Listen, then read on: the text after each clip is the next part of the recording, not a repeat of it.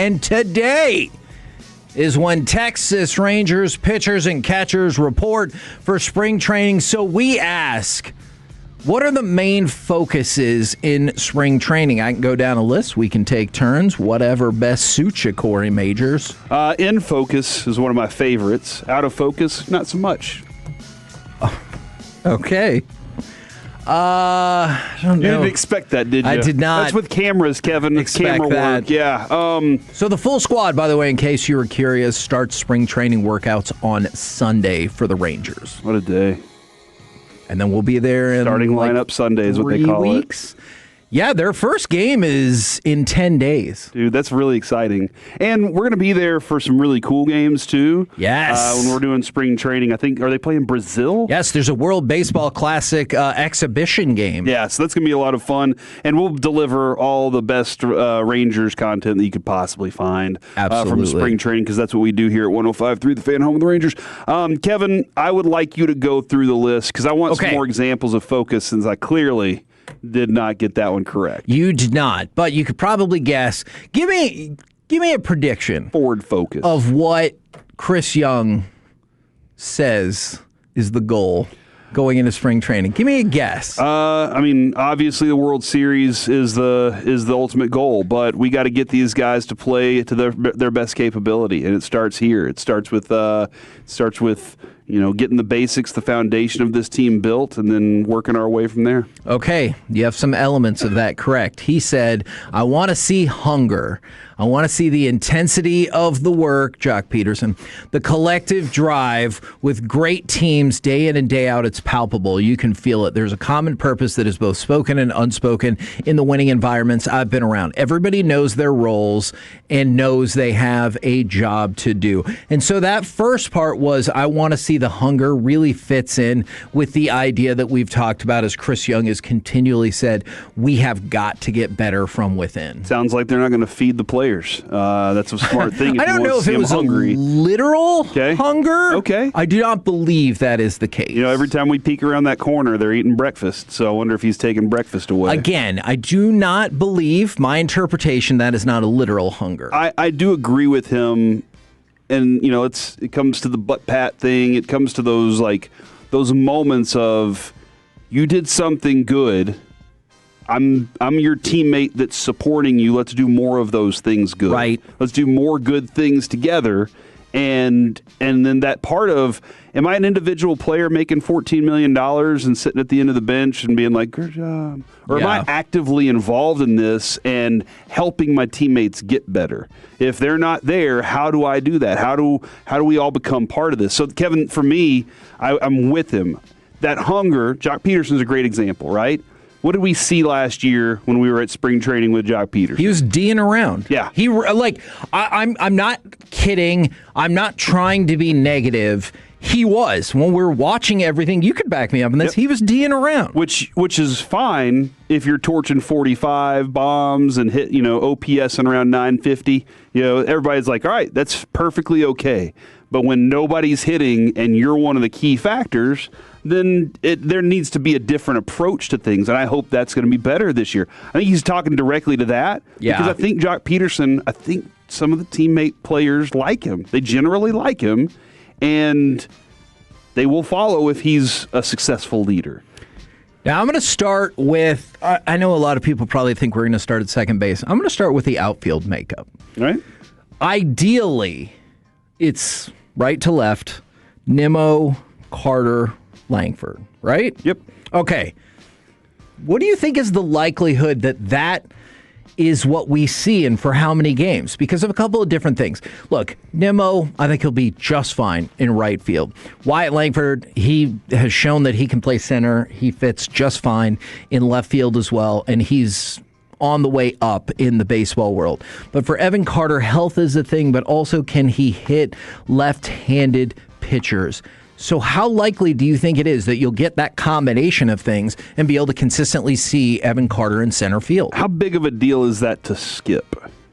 I think it's a huge deal. You do? I really do. I don't know that. Even hitting ninth, I think it's a big deal. I just, for some reason, it felt like, Bochy was very beholden to the matchups. For sure. and I don't know what Skip's approach is going to be. Is it going to be, hey, look, he's got to learn how to hit left-handed pitching anyway, so good luck. Go out there and live or die. But at some point, you're going to have to figure out how to do this. And they protected. I felt like the Rangers protected him a lot last year by not putting him out there for it. But if that's the case and they're going to just go with these matchups, then you have to have a right-handed batter that's just as effective. And it is a catch-22, right, of he can't hit left-handed pitching. Well, what's the best way for him to do that? By putting him out in actual Major League games against left-handed pitching. With all due respect to the minor leagues, with all due respect to spring training, like, are you going to buy into that until you actually see it against Major League left-handed pitching? So that's what I want to see. I want to see how often, even if you get just brief glimpses of it, 3 innings per game. Is it going to be Nimmo in right, Langford in center, and then how does that platoon go in left field? Does it start with Osuna? And if so, because obviously he's playing in the World Baseball Classic as well, how does that look? And that's always a part of this. We've gone through this a couple of different times at spring training, how the World Baseball Classic impacts what you're able to put out on the field at spring training. I wonder, we saw some fun from the likes of Sam Haggerty and Michael Hellman. We had some moments there where they'd be like, look, we got to go to those guys in center field. Cody Freeman, we talked about, moving other guys around so Osuna could play. Yep. They have a lot of young options. They want Evan Carter to be successful first. Of course. But I think the fact is you have some guys that I think Kevin, you're probably going to have a number of platoon moments through this season yet again in the outfield. And that's just going on. Nimmo and Wyatt Langford being healthy consistently, too. Like, this is a 162 schedule. Yeah. You got to make sure of that. Yeah, and if not, that becomes a whole different ballgame. My next focus, Josh Young and Jock Peterson. And the reason why it's those two specifically is they did not perform well last year whatsoever, especially in the case of Jock Peterson. But you've seen them perform well. Like, I'm not there. Yeah, I'm not listing somebody who's like, man, I hope you magically get better. Like, just going back to 2 years ago, you saw this from Josh Young. Do you need them to have career years? No. I need Jock Peterson to have a, median of the last 4 years? Okay. I'll take that. Absolutely. And for Josh Young, I would love, give me half a season of the Flash of 2023, and then I'll take the rest as it goes. That feels reasonable, right? Dude, yes. And with Josh Young, I just want him to feel like he's having a productive year. Sure. Because I think if he feels like he's having a productive year in a team that's having a productive season, then he's great. His energy, his excitement for the game, he's still a little kid with the game. It's just he gets caught up in, well, I'm not doing my job, therefore I can't help out. You can. Right. You absolutely can. Jock, on the other hand, didn't seem to care for the most part. It was like, and I'm sure he does. Maybe. I don't know what motivates him. I really don't. Okay. He's been in this league for so long, and he's traveled around for a reason. Sure. And so I don't know exactly what motivates him.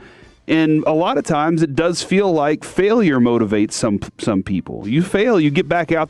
Daniel Cormier, that conversation we were having with him. Yes. And so that's what I want. I feel so bad that I gotta figure out how to fix this. Berger was struggling earlier in the season, left for a little bit and came back and got caught some fire. And we felt pretty positive about that. So that's the kind of thing I want. From the 817, Kevin couldn't be more wrong. It's literal hunger. Why do you think they call it a plate or a dish? Okay, that's man. This feels like we're drifting into the Uber Eats.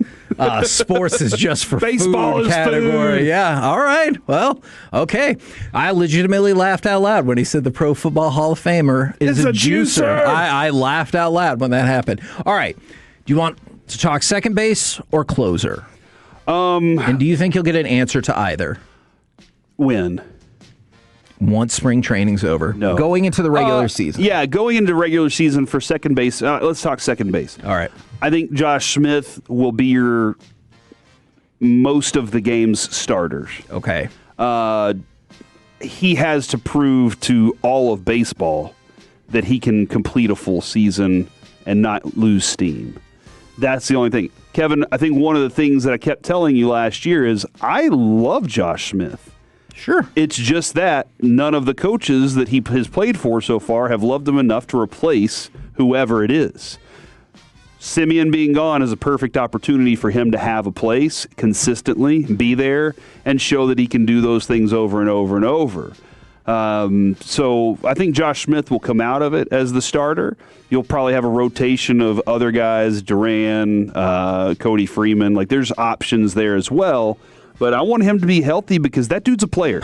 He hustles. He plays exactly the way you want your second baseman to play. He's competitive. I like his competitive at-bats. So I'd like a little more pop. I tell you, by the end of July, I want Josh Smith to have played 70 games. Do you think that is crazy, feasible? That seems like a lot for him. No, that's really low. By the end of July? By the end of July. Oh, I thought you said, okay. No, he cannot play 70 games in July. No, by the end of July, he will have played 70 games and no more. Because he's just fallen off an absolute cliff in August and September. And I would really love to limit in whatever form or fashion, even if you just cut down on those like 20 to 30 games. Yeah. I don't know, but that will depend on if Duran or Freeman can do something or whoever else. I also wonder this too, and I don't know. I'd like to ask Josh Smith this when we're out there. When you're playing not just shortstop, not just second base, not just right, does it wear you down more being a daily player at multiple positions? Yeah, because your work outside of it is different. He's playing first base, he's playing outfield, he's everywhere, and so he has to study differently for each thing. That's interesting. And I wonder how much of an effect that has. Now, maybe players like, no, it doesn't have. I would go play baseball. And you like to think that, but at this level, we talk about playoffs and how each pitch wears a pitcher down that much more. At this level, you're going to get worn down a little more if you don't know exactly what you're supposed to do in every single one of those moments. That dude goes out there and hustles, so I appreciate it. You know, I'm super intrigued by this hypothesis. I don't know the answer, but I'm going to see what I can investigate. And I think that could be a good question for him specifically to go along with that. But yeah, I'm intrigued by that. That feels like a fair discussion. What we do here, Kevin, on this show, we ask good questions. Okay. Do you think it's far more likely that you'll have some semblance of a definitive answer for second base as opposed to closer? I would like to answer with this, yes. For the 214, Alex, newly found reverb sound as the Rangers' new closer. I mean, it's proven as much at closer as anybody else on this team, right? Because we were all hoping it was going to be Robert Garcia was going to lock it in. And look, he did pitch really well for a chunk of the season. Yeah. Maybe he was used up a little too much because of all the different places he was put to. And being a closer inconsistently is kind of it can beat you up a little bit. And look, I don't disagree with this text at all from the 432. Great MLB teams don't have holes in their starting lineups. Depth, yes, but not holes. So let's make this very clear. And, great teams. And the Rangers will agree with me on this. Right now, the Texas Rangers are not a great team. And we've been wanting to make them great again. Political references aside, yes, I would like for the Rangers to be great. But guess what? Here's the good news about it all. Going into 2023, was that a great Rangers team? Hell no. We didn't have a clue. And so you can become great, but you're right. Going into spring training, there is no world in which I think anybody on this Rangers team believes they are great. Now, I hope a lot of them believe they can be great.